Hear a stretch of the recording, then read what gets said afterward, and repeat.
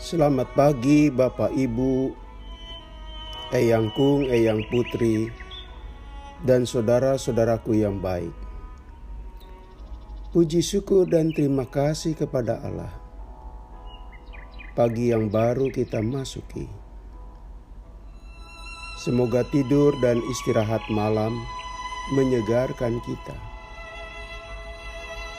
Kiranya kita bisa melihat dan mengalami kasih Tuhan di sepanjang hari ini. Firman Tuhan untuk direnungkan dari Kisah Para Rasul 10 ayat 35. Sesungguhnya aku telah mengerti bahwa Allah tidak membedakan orang. Saudaraku, diperlakukan secara berbeda bisa menyakitkan hati, terutama diperlakukan lebih buruk. Seorang anak diperlakukan tidak sebaik saudaranya. Seorang karyawan tidak diberikan hak yang sama dibanding karyawan lainnya. Seorang warga negara tidak sama dan setara perlakuannya. Ketika kita mengalami pengalaman-pengalaman demikian, 1 atau 2 kali kita bisa bertahan. Kita hanya menyimpannya dalam hati. Namun, jika berkepanjangan perlakuan atas kita seperti itu, akan menimbulkan ledakan protes atau kemarahan. Konflik di tengah keluarga bisa diawali karena ada yang tidak puas. Mengapa tidak puas? Karena bisa jadi dalam keluarga itu diterapkan sengaja atau tidak sengaja praktek pembedaan. Istilah anak emas merupakan ungkapan bernada negatif, yakni ada anak yang diperlakukan istimewa. Seiring dengan itu berarti ada anak yang diperlakukan biasa saja. Saudaraku, Tuhan itu tidak memandang muka, atau istilah lain tidak memandang bulu. Siapapun manusia di hadapannya, ia melihatnya sama dan memperlakukannya setara. Setiap manusia yang mempraktekkan rasa takut kepada Tuhan, melakukan kebenaran, dan berbuat welas asih kepada sesama, Tuhan menyayanginya. Tuhan itu tidak diskriminatif hanya karena suku yang berbeda, status sosial, ketampanan atau kecantikan, kecerdasan, bangsa, bahkan agama yang berbeda. Banyak orang yang tidak siap ketika tahu Tuhan mengasihi seluruh manusia tanpa dibeda-bedakan. Ada manusia yang inginnya dan mencoba Tuhan dibatasi cintanya, seolah-olah hanya untuk dirinya, seolah-olah hanya untuk keluarganya, seolah-olah komunitas agamanya. Bahkan bagi kalangan Kristen, hanya ada pada jemaatnya. Sadarkah bahwa ketika ada pola pikir demikian,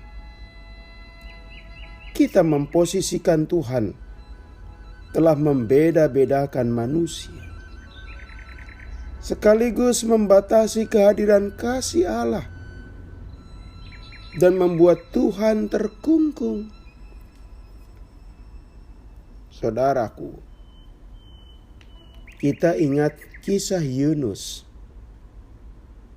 Tipe manusia seperti Yunus adalah orang yang tidak siap bahwa Tuhan mencintai siapapun. Keyakinan bahwa Tuhan mencintai semua manusia di luar kita, justru itulah Tuhan yang adil.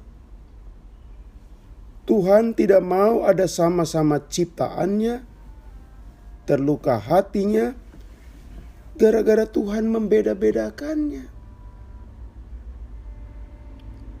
Di balik pemikiran bahwa Tuhan mencintai dirinya atau kelompoknya sendiri dan bahkan agamanya saja, tersimpan kesombongan. Cuma dirinya yang takut akan Tuhan, mengamalkan kebenaran, dan bertindak welas asih. Padahal dalam kelompoknya tidak sedikit ada orang yang tidak takut akan Tuhan, tidak mengamalkan kebenaran, dan perbuatannya sadis serta tidak berperi kemanusiaan. Saudaraku, tidak hanya di keluarga, pengalaman diperlakukan secara berbeda kerap terjadi di tengah masyarakat.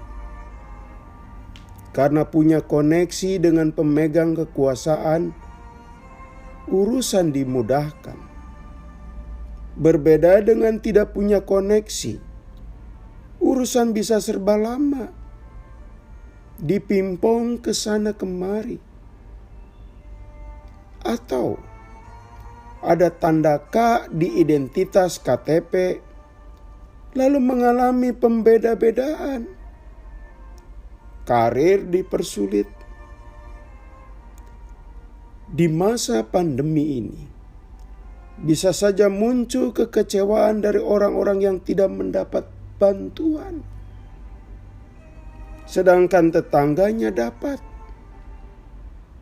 Perlakuan berbeda itu menyakitkan, pengalaman pahit. Syukurlah Tuhan Maha Adil. Ia tidak membeda-bedakan orang, kata firman Tuhan. Ia menghargai seluruh manusia ciptaannya, tidak memandang muka. Dan Dia mengampuni dan mengasihi mereka semua yang takut akan Tuhan. Dia mengasihi mereka yang mengamalkan kebenaran dan bertindak penuh kasih kepada sesamanya. Kita bersyukur mempunyai Tuhan yang demikian. Maka kita pun mesti menghindarkan mempunyai sikap yang diskriminatif. Kita tidak memperlakukan anak kita berbeda, orang lain berbeda. Kita hendaknya memutuskan tindakan yang setara kepada siapa saja. Kita berdoa, Tuhan, hari demi hari berlalu, kiranya tangan tuntunan-Mu tetap bersama kami, beserta para orang tua kami, anak-anak kami, cucu-cucu kami, saudara sekandung kami serta para sahabat kami, serta beserta semua sesama kami, sehingga kami semua terpelihara dan aman bersama-Mu. Dalam nama Yesus Kristus kami berdoa. Selamat pagi, Tuhan memberkati. Amin. Masih bersama Pendeta Supriyatna.